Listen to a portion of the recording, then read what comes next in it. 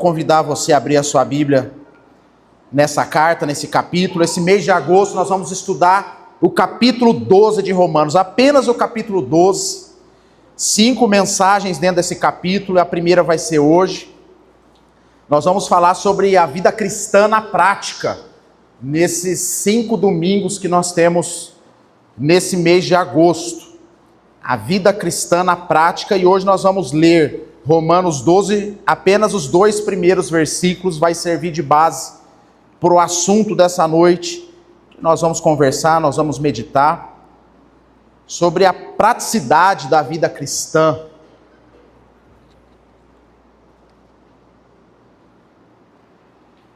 Romanos 12, se você tiver sem a sua Bíblia, tem ali na tela 2 versículos que o apóstolo Paulo nos diz: rogo-vos, pois, irmãos, pelas misericórdias de Deus, que apresenteis o vosso corpo por sacrifício vivo, santo e agradável a Deus, que é o vosso culto racional.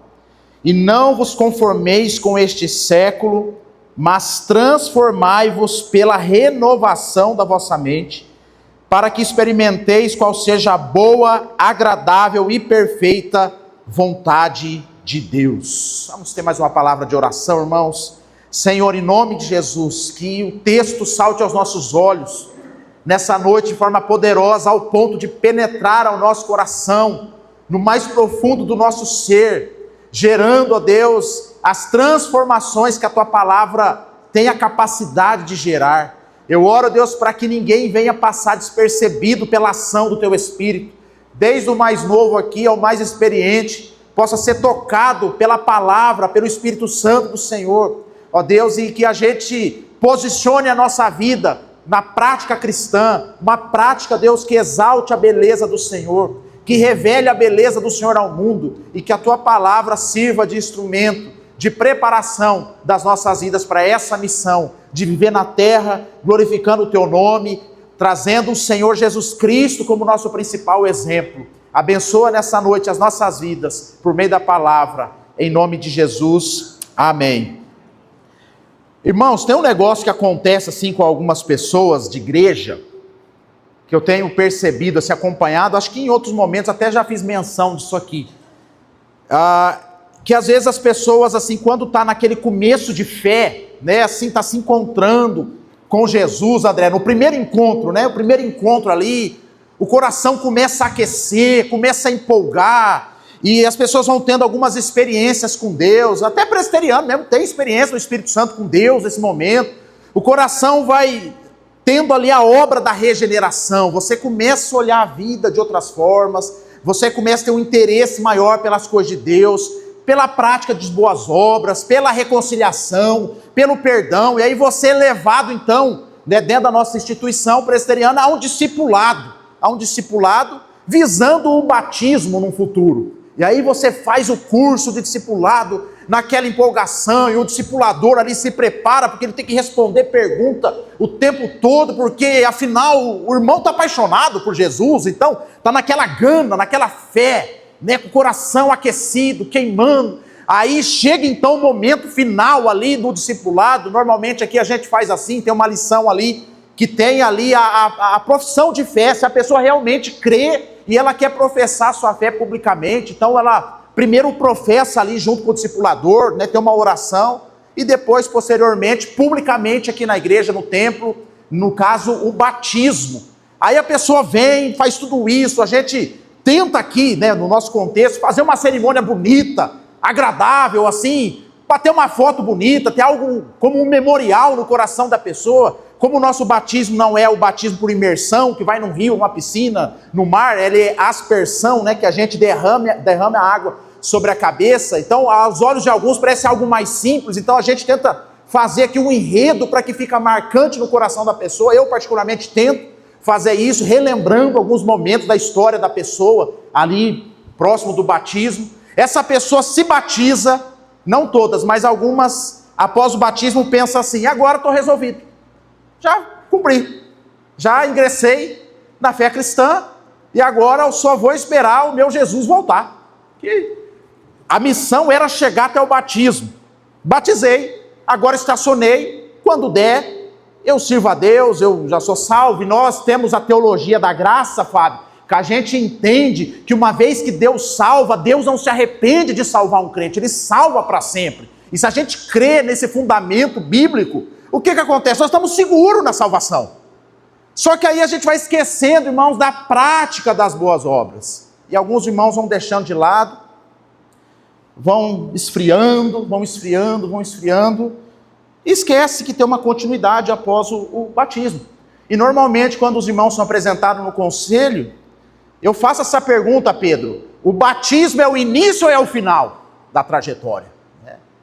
Ele é o início de uma caminhada cristã, é o início de uma jornada missionária, é o início de uma jornada de prática de boas obras. Então, alguns irmãos, eu percebo, algumas pessoas, não só aqui na nossa igreja, mas em outros lugares também, quando chega no momento do batismo, aperta o freio, dá uma segurada na vida e para. E por que eu estou dizendo isso, irmãos, introduzindo essa pregação com esse diagnóstico?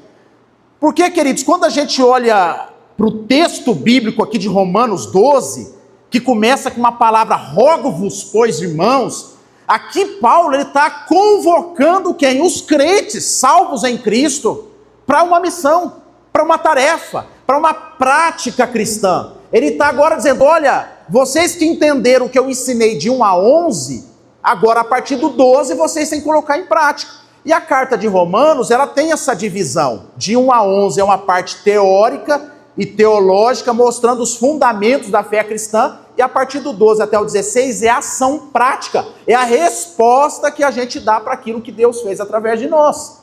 E essa carta aqui, o apóstolo Paulo escreveu provavelmente no final da sua terceira viagem missionária, quando ele estava ali na cidade de Corinto, ali passando alguns poucos meses antes de retornar para Jerusalém e ser preso.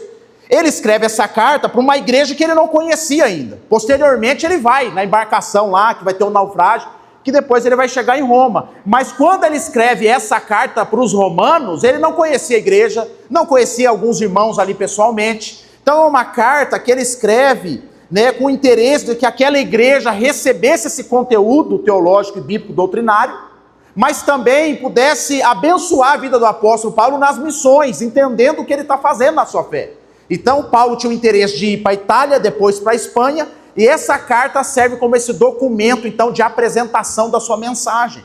Alguns teólogos vão dizer que a carta aos romanos é o evangelho de Paulo, como João escreveu um evangelho, Mateus escreveu um evangelho, Marcos, Lucas, Paulo também escreveu um, que é a carta aos romanos. E aí quando você vai lendo, você vai perceber que, diferente de Mateus, Marcos, Lucas e João, Paulo ele faz uma aplicação da obra de Cristo na vida prática das pessoas. Então ele vai trazer a questão da humanidade lá no capítulo 1, mostrando que tanto o judeu que apresentaram o Cristo, que trouxeram a lei e a mensagem, quanto os gregos, ou seja, aqueles que não pertenciam à fé judaica, todos esses pecaram contra Deus. Então capítulo 1 e 2 e 3 ele vai discorrer sobre isso. Em outras palavras, ele vai dizer assim: tanto aquele que cresce na fé, na igreja, ali que as criancinhas que foram para lá, são pecadoras, igualmente aqueles que estão lá fora e não conhecem. E aí no capítulo 3 ele vai dizer: não há um justo, todos pecaram. Então ninguém merece nada, Fábio, como você bem apresentou aqui. Então de 1 a 3 ele vai mostrar então o quanto nós somos depravados, estávamos perdidos e carecendo da graça de Deus. Aí a partir do capítulo 4 ele começa a dizer que agora essa justificação, essa nova vida, Márcio, vem pela fé. Não é a lei, não é as obras, mas nós somos justificados pela fé.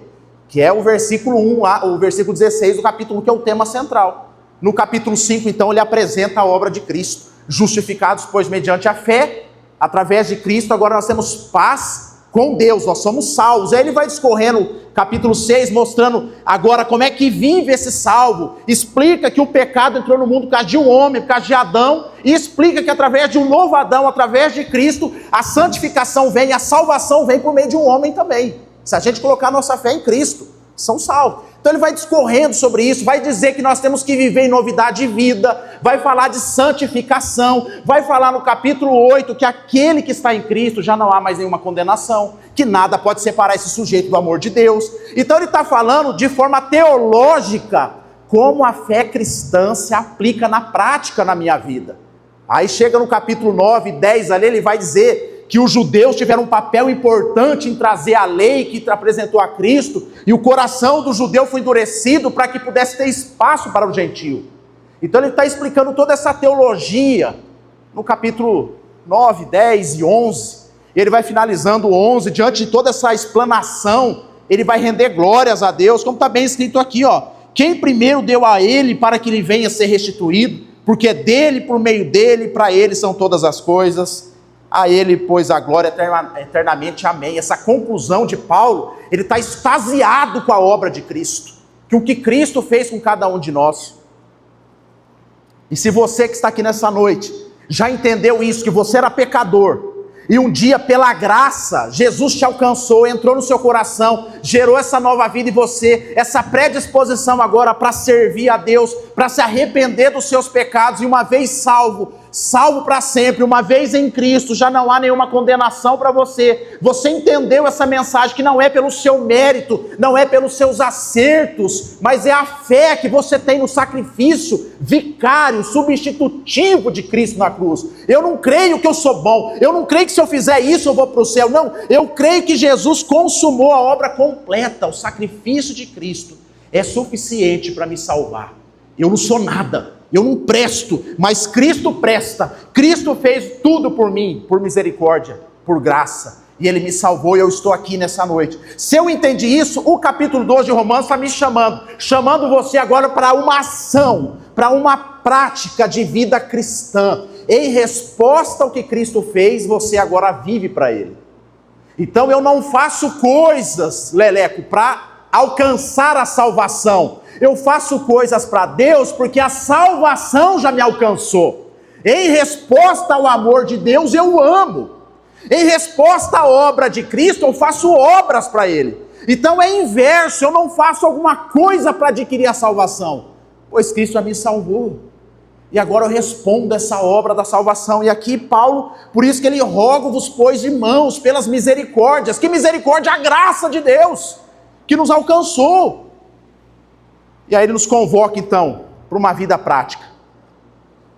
E eu queria destacar 3 questões práticas para o nosso coração, acerca da vida cristã. Em primeiro lugar, a gente aprende no versículo 1, quando Paulo aqui, ele chama a nossa atenção, através das misericórdias de Deus, ou seja, pelo sacrifício de Cristo, pelo evangelho que eu vim ensinando de 1 a 11, eu convoco vocês a se apresentar o que? O vosso corpo por sacrifício vivo, santo e agradável a Deus, que é esse o vosso culto racional.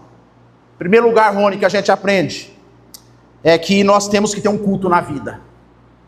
Em resposta ao que Cristo fez por mim, eu preciso ter culto na minha vida. O que é culto na minha vida? É vir à igreja no domingo. Isso aí é só uma consequência de alguém que cultuou Deus a semana inteira. O que a gente faz aqui é uma expressão pública e cultica da nossa fé. Mas o culto que o apóstolo Paulo está nos chamando a apresentar a Deus de forma voluntária é o dia a dia da vida como culto. Ele diz para a gente se apresentar, ou seja, de forma voluntária. Cristo me salvou, o que eu faço agora, pastor? Já fui batizado, Cristo me salvou, minha família, meus filhos foram batizados na igreja, e agora, o que eu faço? Se apresenta, irmão, uma vida culto, uma vida que cultua a Deus.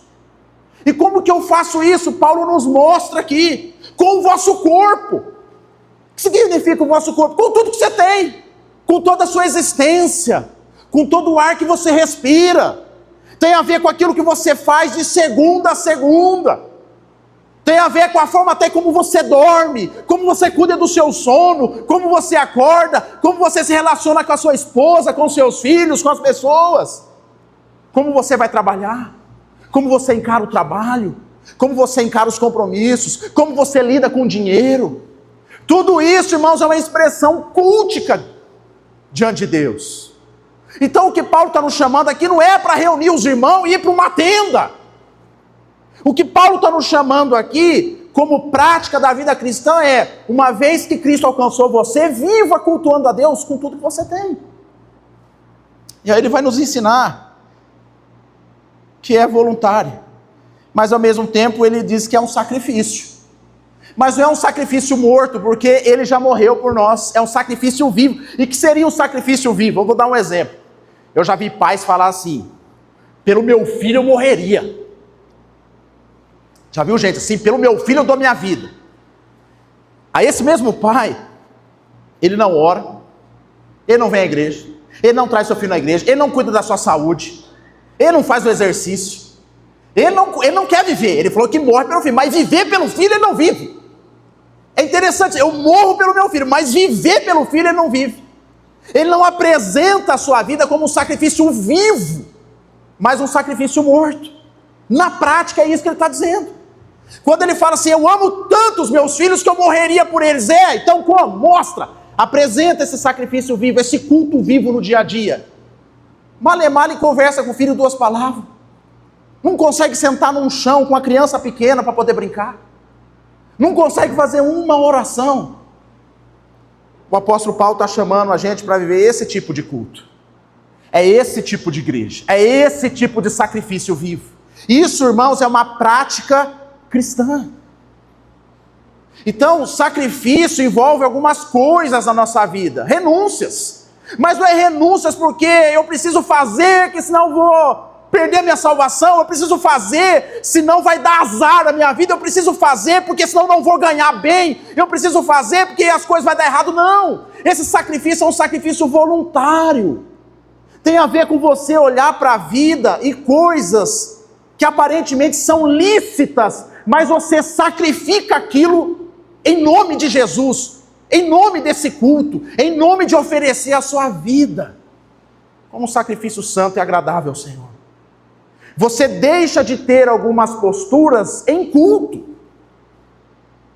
como sacrifício, mas não é algo obrigatório no sentido de peso na alma, mas é algo voluntário. Apresenteis o vosso corpo. E só vai conseguir fazer isso, irmãos, quem entendeu o que Cristo fez na cruz.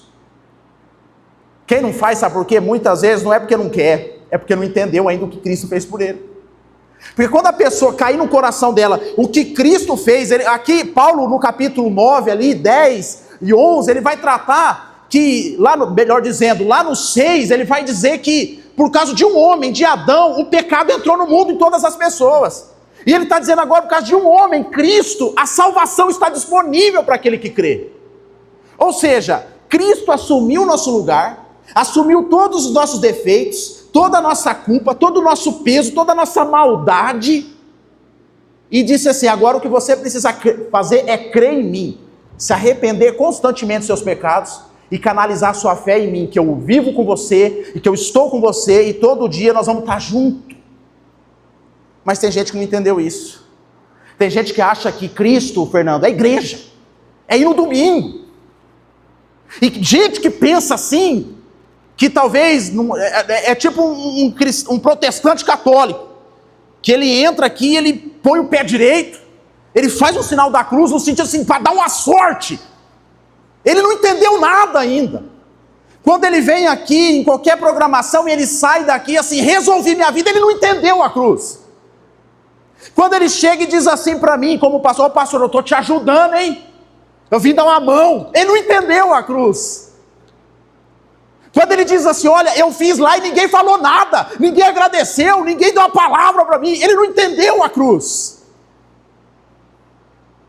Quando ele acha que ele está servindo a Deus, está fazendo coisas demais, ele não entendeu a cruz. Ele não entendeu nada. Porque quando a gente entende a mensagem da cruz, irmãos, voluntariamente eu ofereço a minha vida como um sacrifício vivo diante de Deus, com prazer, de forma voluntária. E aí, irmãos, a gente entende o serviço na casa do Senhor. A gente entende a nossa vida como um culto todo dia. E aí a gente vai parar, às vezes, de reclamar do trabalho, do chefe, do vizinho, do cachorro do vizinho, da vida que o outro tem, você não tem. Porque se você entender a obra de Cristo, o que Cristo fez por você, e agora está te chamando a cultuá-lo com a sua vida, com a sua existência, com tudo que você tem, e voluntariamente, aí, André, a gente não vai precisar falar assim: ô irmão, traz a criança aqui para a programação. Sabe por que eu tenho que falar isso? Mas porque tem gente que não entendeu ainda. Aí, se a gente entende, Alexandre, não vou precisar falar: senhor irmão, vem para a igreja.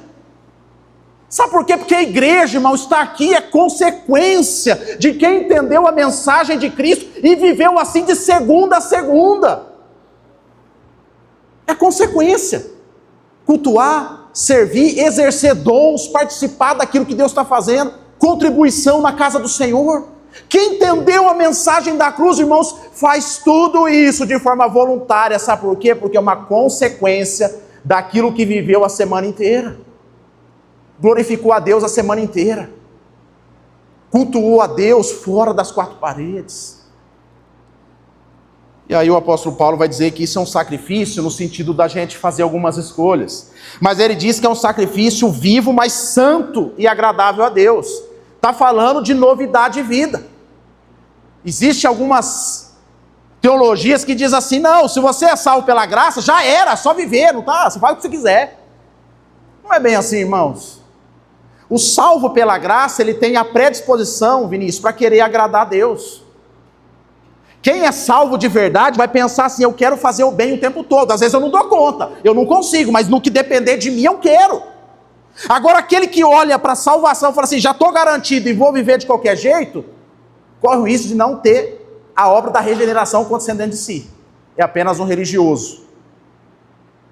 Então, o sacrifício santo, vivo e agradável tem a ver com a novidade de vida. Tem a ver com aquilo que Cristo fez e como eu ofereço a minha vida. Todos os dias. Como eu me relaciono, como eu trato as pessoas, como eu sou marido. Irmão, um salvo de verdade, você não precisa dizer para ele que precisa ser fiel à esposa. Quem é crente de verdade, irmão, você precisa ser fiel à esposa ou cara. Você não precisa dizer para ele: irmão, você precisa trabalhar. Irmão, você precisa trazer seu filho na igreja. Quem entendeu isso aqui, irmãos, oferece a vida. Então a minha oração com essa mensagem é que Deus encontre você como encontrou a mulher samaritana, ou reencontre você e dilate o seu coração, e que você entenda que Deus te chamou para uma missão, para viver o tempo todo glorificando a Deus aonde Deus te colocou. Ô pastor, estou na escala do serviço e a escala é de domingo, não dá para vir no culto. E agora? Cultua a Deus lá, irmão, fazendo um bom trabalho, sendo justo. Agora, se você pode, você tem um domingo disponível, Deus te deu essa graça, venha, está com o povo de Deus. Então, irmãos, uma das práticas cristãs em resposta à nossa salvação é culto na vida. Porque esse culto aqui é 1h30, às vezes tem ceia hoje 1h40, 1h50, dependendo do momento.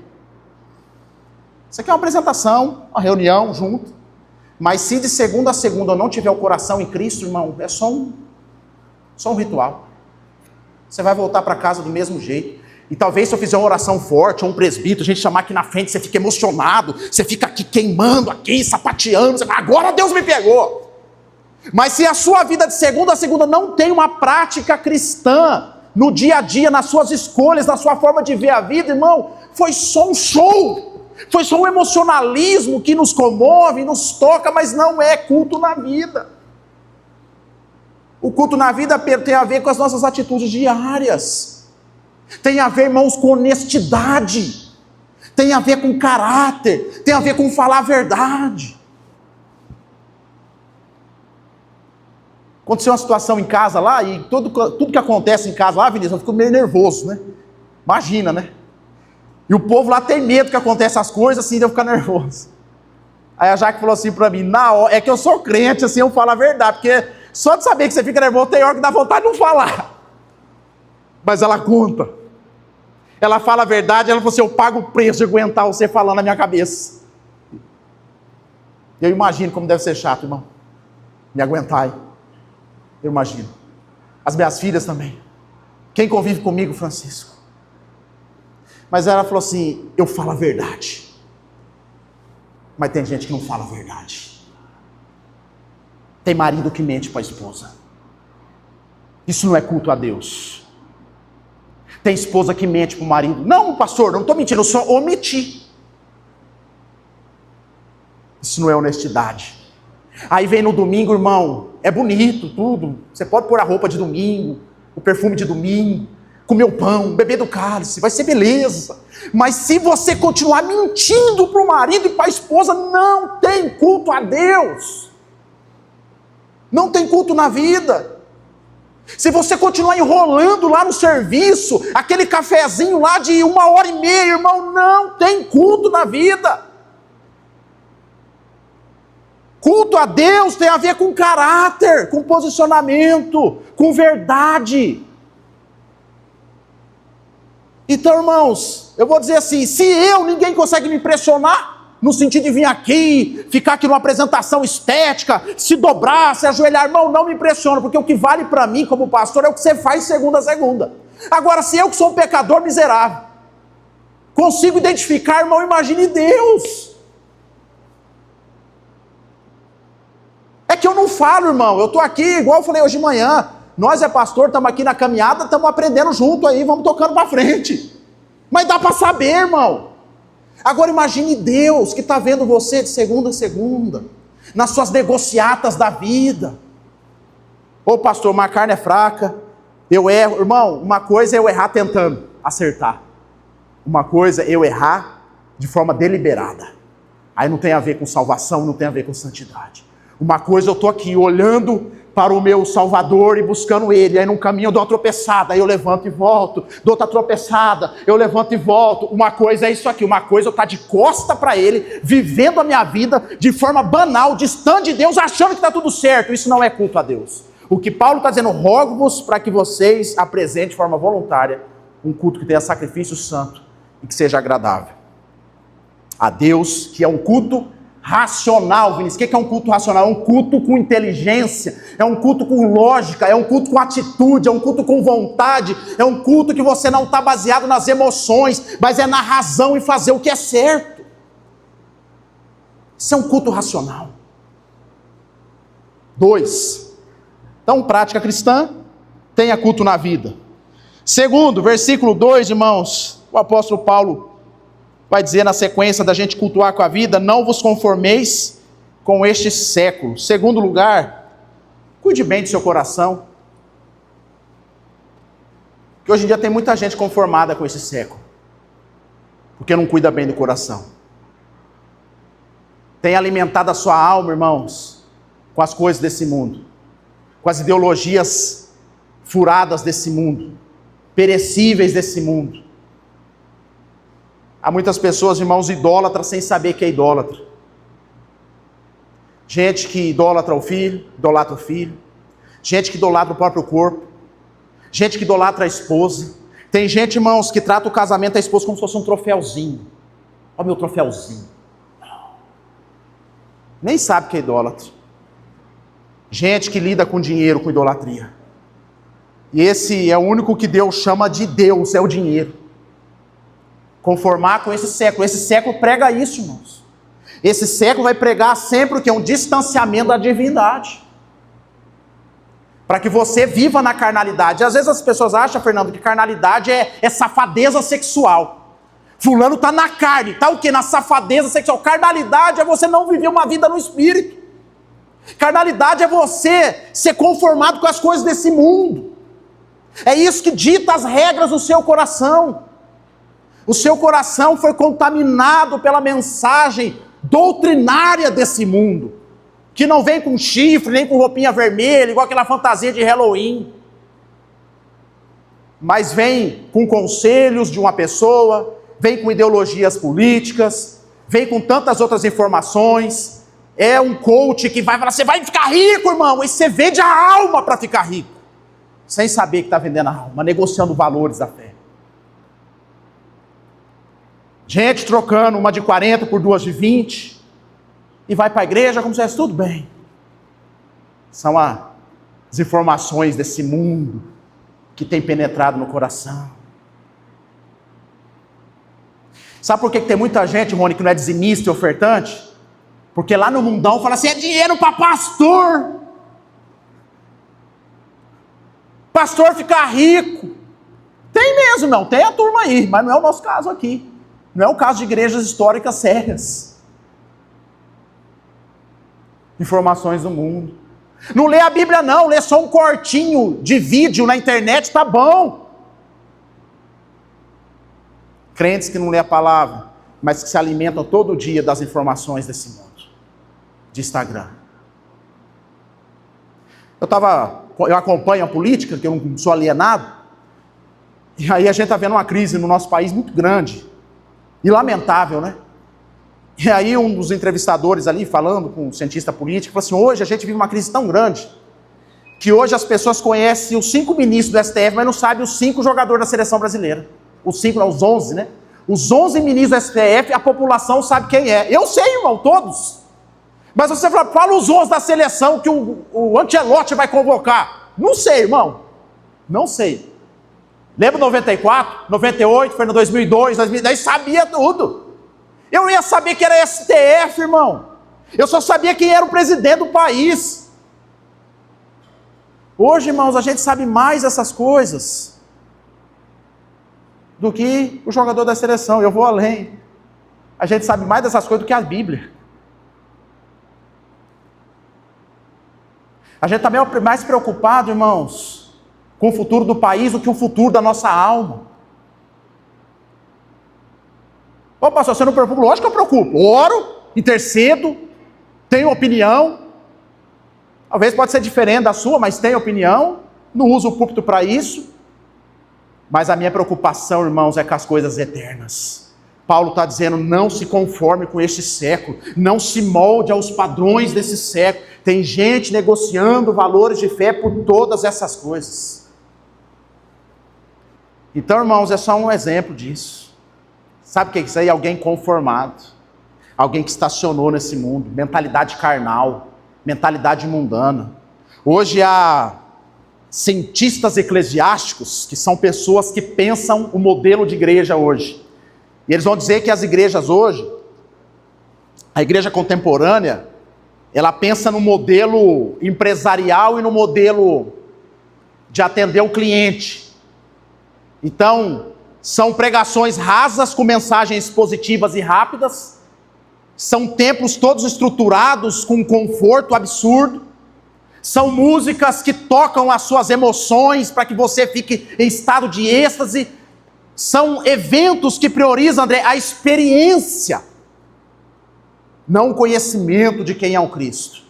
São pessoas que entram vazias e saem vazias, mas elas tiveram uma experiência estática. E os grandes pensadores das igrejas que entendem esse movimento mental nas pessoas estão ganhando dinheiro com isso. Estão fazendo muito bem isso. Então a própria estrutura, isso aqui, irmão, nós aqui não é tradicional. O povo fala, pastor, vocês não é tradicional. Irmão, nós somos tradicionalzinho aqui, ó. Hoje eu vim até de terno, irmão. Mesinha de ceia, banquinho. Mas hoje a coisa é pensada, Fernando, conformando com esse mundo. Adequando as necessidades desse mundo. É por isso, irmãos, que a gente vive um fenômeno, Fábio, que tem igreja para todo mundo. Para você se sentir bem. Hoje a igreja é para você se sentir bem. Não é para Deus trabalhar no seu coração. Não é para Deus te formatar. Não é para Deus te restabelecer o reino de Deus no seu coração. Não, é para você se sentir bem. O dia que você sai mal, fala assim, o culto é ruim. E normalmente quem sai mal é porque a palavra pegou. Aí o culto foi ruim. Então hoje, irmãos, existe uma conformidade com esse século. Queridos, cuide do seu coração. Faça uma análise, como é que está o seu coração? Para onde que ele está inclinado? A gente, irmãos, não tem que viver de forma alienada. A gente tem que trabalhar, tem que ganhar dinheiro, tem que sustentar a família, tem que ter posicionamento político, tem que ser cidadão, tem que votar, tem que fazer escolhas, tudo isso está dentro, mas isso aqui, irmãos, está abaixo, Pedro, do reino de Deus. Buscar em primeiro lugar o seu reino e a sua justiça. Não vos conformeis com este século. Isso é uma prática cristã. Faz uma análise do seu coração, para onde o seu coração está inclinado. Aonde está o seu tesouro, lá estará o seu coração. Gente conformada com esse mundo. Pais que preocupam mais com a profissão que o filho vai ter do que se o filho vai ser crente. Pais que se preocupam na formação intelectual do filho, mas não preocupam com a formação espiritual do filho. É gente que é capaz de pagar a melhor faculdade, a melhor escola, comprar os livros mais caros, mas é incapaz de botar a mão na cabeça do seu filho e orar para o derramamento do Espírito. Gente que se conformou com esse mundo. E eu gostei, viu, Francisco, do Junior aqui, os pais aqui nos cultos, teve aqui, irmão, coisa linda, eu estava acompanhando uma foto no acampamento e vim aqui no dia do pós. Os pais orando com a mão na cabeça dos filhos, é isso aí, irmão. Isso é reino de Deus. O que ele vai ser quando crescer, deixa Deus e ele. Faz o seu papel sacerdotal, de não se conformar com esse mundo, de ensinar o seu filho na palavra, de orar com ele, de ter posicionamento firme. E por final, irmãos, o versículo 2, além de não nos conformar, ele diz, transformai-vos pela renovação da vossa mente, para que experimenteis qual seja a boa, agradável e perfeita vontade de Deus. Todo mundo gosta do final, né? Quem não quer, irmão? A boa, agradável e perfeita vontade de Deus, mas tem um preço. A transformação precisa acontecer. Em último lugar, permita ser transformado. A ideia aqui está na passiva. Eu estou parado e alguma coisa entra dentro de mim e me transforma. A palavra aqui para transformação é a ideia, é a mesma palavra no grego para metamorfose. É a ideia de que muda de dentro para fora. Lembra o processo lá da lagarta para a borboleta que a gente aprende na escola? Que a lagartinha é feia, desprezada, tá lá, nojenta. Aí daqui a pouco ela chega o momento da transformação, da metamorfose. Ela vai para o casulo, fica ali, tendo uma experiência de regeneração. Vai sendo transformada. Quando dá o tempo certo, Vinícius, você transforma numa borboleta ali. Você vê as borboletas assim. Antigamente, irmão, meus pais tinham quadro de borboleta. Isso aí dá até crime hoje, né? Tinha quadro, lembra? Os antigos lembram. Tinha uns quadros, tinha as borboletas lá na minha casa. Eu cresci, irmão, com esse quadro cheio de borboleta, bonita. Se olhar para que eu pensar que foi uma lagarta feia um dia. Experimentou de uma metamorfose. Permitiu o processo. Ficou lá, ó, borboletando. Mas tem gente, Patrícia, que não aguenta a pancada, não aguenta o processo, não aguenta Deus transformar, não aguenta Deus moer. A primeira picadinha já sai. A primeira palavra mais dura já sai.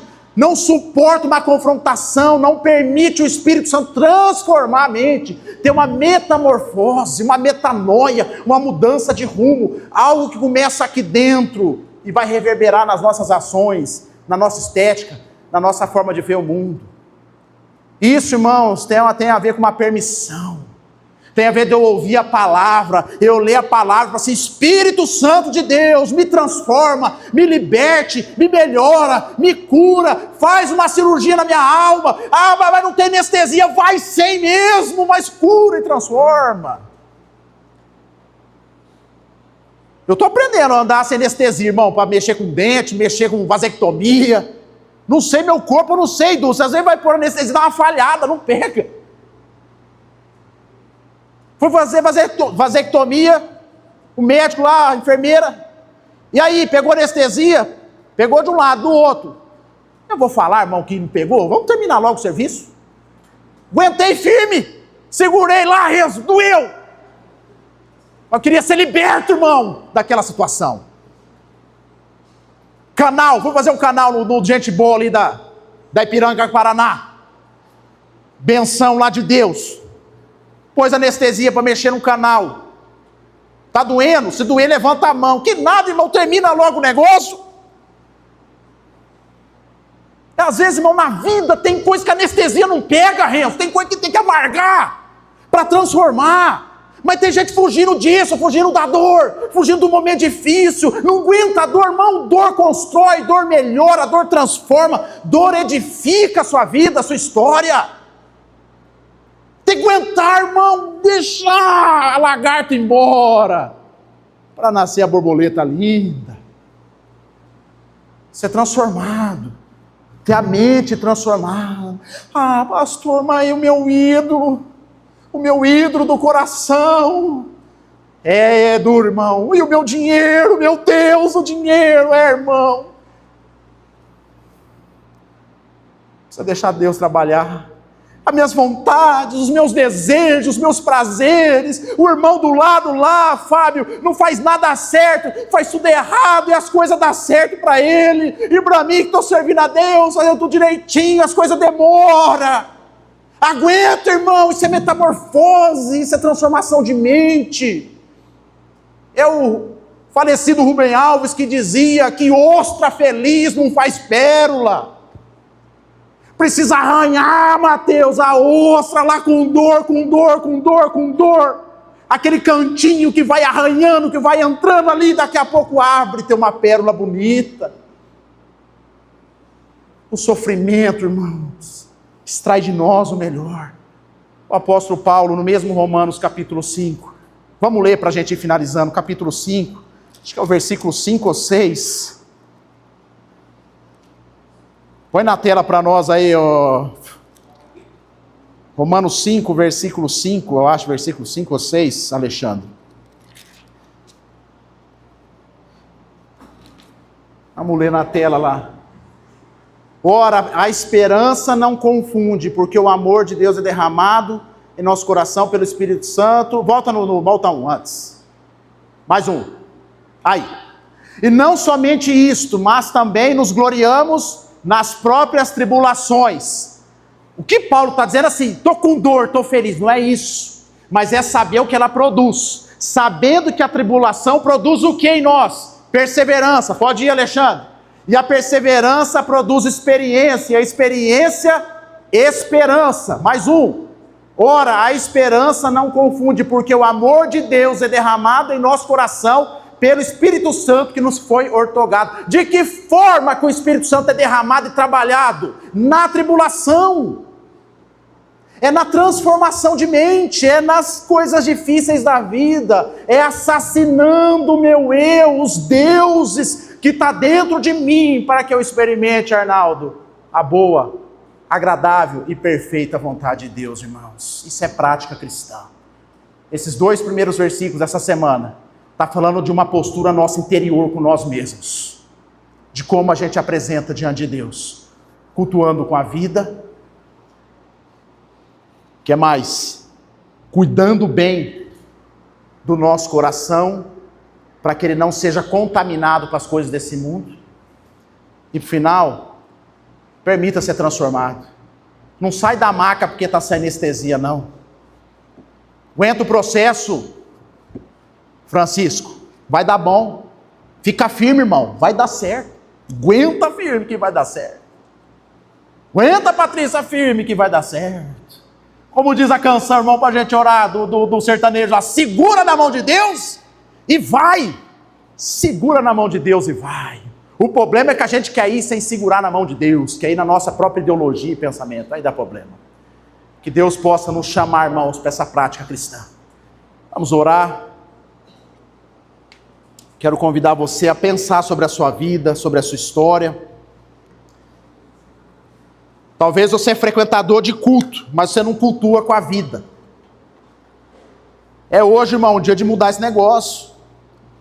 Você é crente aqui dentro, mas lá fora, zero. Chegou a sua vez, irmão. É tempo de transformação. Tempo de Deus reencontrar com você, tirar você desse espírito religioso, que não leva a lugar nenhum, apenas o auto-engano. É tempo de conversão genuína. É tempo de você sair daqui, não com o sentimento, Fernando, que o culto acabou, mas com o sentimento que o culto continua, em tudo o que eu faço. É tempo de você sair daqui sondando o seu coração, fazer a oração do salmista, Fábio, no Salmo 139. Sonda-me, ó Deus, e me conhece. Vê se há em mim algum caminho mau e me guia por caminhos eternos. Oração de gente corajosa. É tempo da gente sair daqui, irmãos, e recalcular a rota e permitir que o Espírito Santo transforme a gente. Às vezes você está tendo experiências amargas na vida. Você está na luta mesmo, as coisas, pastor, parece que assim, só dá errado comigo, irmão. Se glorie na tribulação, porque ela vai produzir em você perseverança, experiência e esperança. Aguenta firme. Deus está trabalhando, Lúcia, na fé. As lutas, irmãos, de um crente de verdade não é para nos destruir, mas é para nos aperfeiçoar, para que a gente experimente qual é a boa, agradável e perfeita vontade de Deus. Curva a sua cabeça, eu quero orar pela sua vida. Talvez os dias tenham sido difíceis para você. experimentado situações complicadas, tribulações. Talvez você se perdeu, você era um bom crente, mas o negócio da política te pegou, te levou para a ideologia e te tirou de Cristo. Você pode ter, irmão, um posicionamento como eu tenho, todo mundo tem que ter, mas Cristo tem que estar em primeiro lugar. Talvez foi as obras da carne que te pegou, foi a mentira, foi a pornografia. Deus pode trabalhar. Talvez você é um bom moço, um bom cidadão, aos olhos humanos irrepreensível, mas você é idólatra do dinheiro, você é mercenário, você é ganancioso, você só pensa em dinheiro. Só que ninguém sabe, porque ninguém conhece o seu coração, mas a sua vida é movida por isso, é por dinheiro, não é por fé, não é por amor, não é por justiça, não é por paz, não é por alegria, não tem a ver com fruto do Espírito, tem a ver com grana. Deus quer converter o seu coração nessa noite, repreender Mamon de dentro de você. Senhor, em nome de Jesus. Paulo explica bem, Senhor, a obra da salvação de 1 a 11, mostrando o que o Senhor fez por cada um de nós, mostrando o quanto o Senhor nos amou, e o quanto o Senhor está interessado na nossa transformação. Mas ao ler a Tua palavra, ao ler a vida de Cristo, nós somos chamados a responder a nossa salvação, oferecendo a nossa vida como sacrifício vivo, não mais morto, porque a gente não teria condição de morrer por ninguém, mas o Senhor morreu por nós, e agora a gente vive bem para aqueles que nós amamos, a gente vive bem para glorificar o Teu nome. Nos ajuda, ó Deus, a ter práticas cristãs, que a gente não seja cristão nominal, que a gente não seja daqueles que tem uma carteirinha de igreja, mas não tem o seu nome escrito no livro da vida. Para aqueles que conhecem todos os manuais existentes dentro de uma igreja, mas não conhecem o Cristo ressurreto, não conhecem o Espírito Santo, não tem o coração regenerado. Ó Deus, eu não tenho capacidade de transformar ninguém, mas eu, como pregador da Tua palavra, eu ofereço o alimento. E é o Espírito do Senhor que trabalha, que convence. E a minha oração nessa noite, ó Deus, é uma só, a começar de mim, que haja conversões genuínas aqui nessa noite, que a gente seja uma igreja de crente, de verdade, que vai olhar para Romanos 12 e dizer: Paulo, sou eu esse cara, sou eu que vou me apresentar como sacrifício vivo, santo e agradável, como culto racional, voluntariamente. Eu vou usar tudo que tenho, tudo que eu sou, a favor do Teu reino. Eu vou cultuar o Senhor todos os dias da minha vida, porque Ele me deu tudo, Ele me deu a vida, e eu quero cuidar bem do meu coração, porque, como Paulo mesmo ensinou, muitas vezes o bem que eu quero fazer, esse eu não faço, mas o mal que eu não quero, esse eu faço.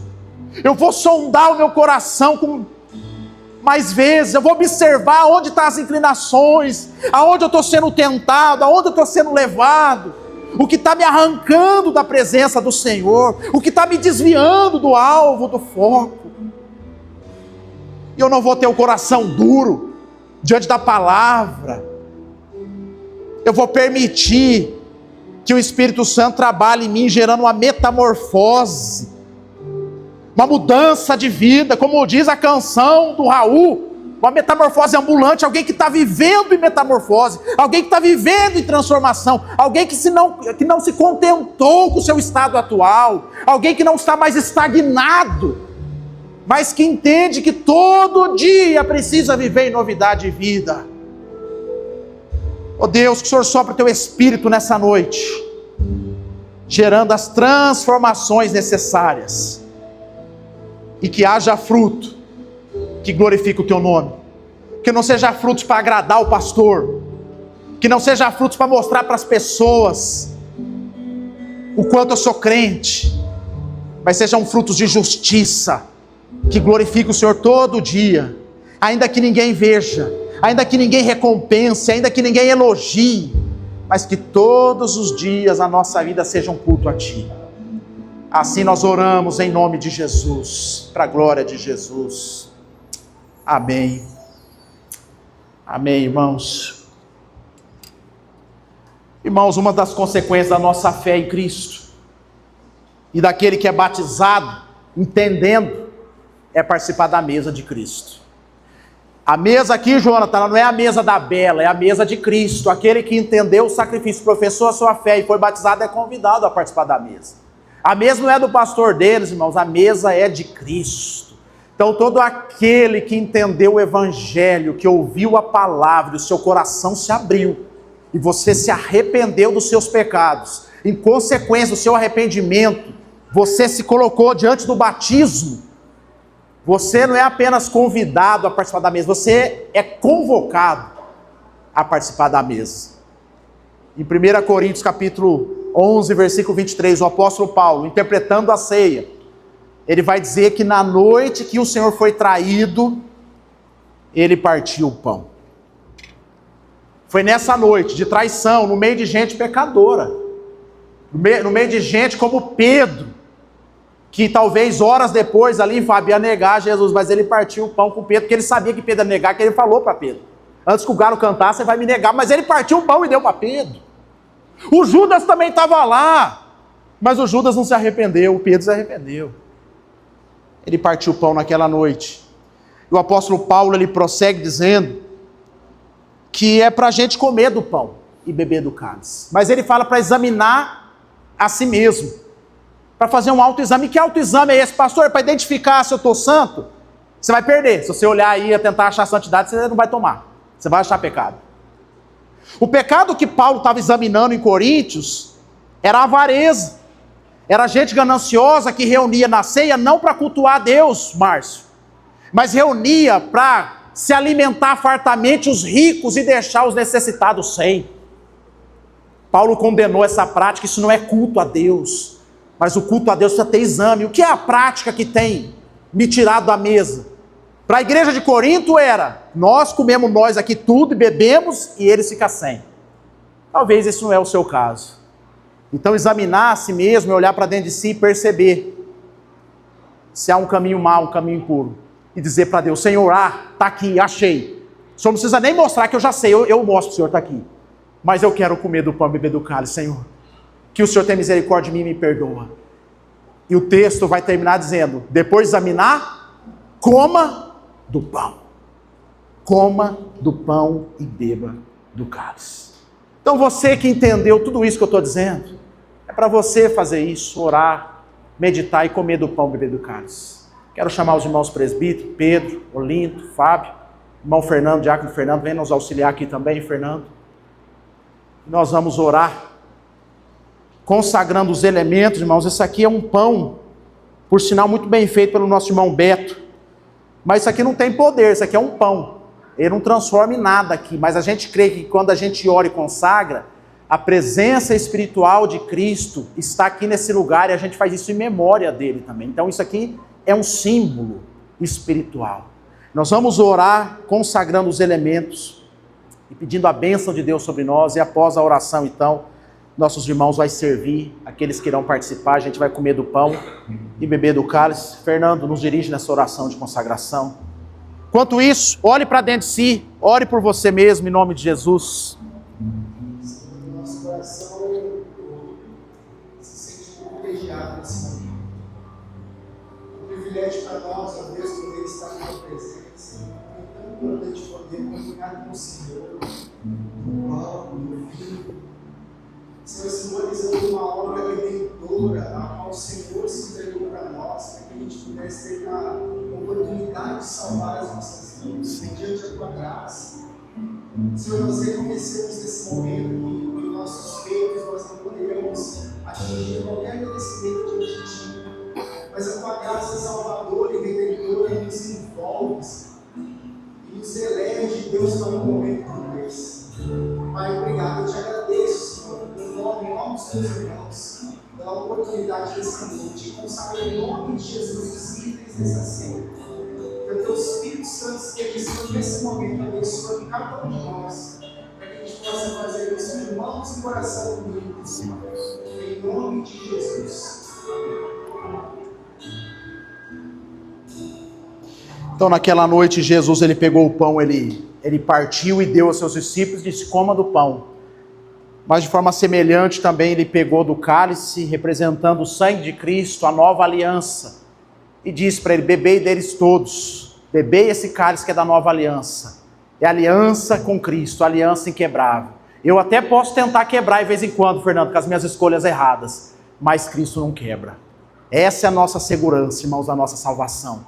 Quando a gente bebe do cálice, a gente está dizendo que nós somos lavados e remidos pelo sangue de Jesus. O que nos justifica não é as nossas boas obras, mas é o sangue de Jesus. E o corpo, simbolizado pelo pão, é que a nossa morte foi a morte de Cristo também, a morte do velho homem, do Adão pecador.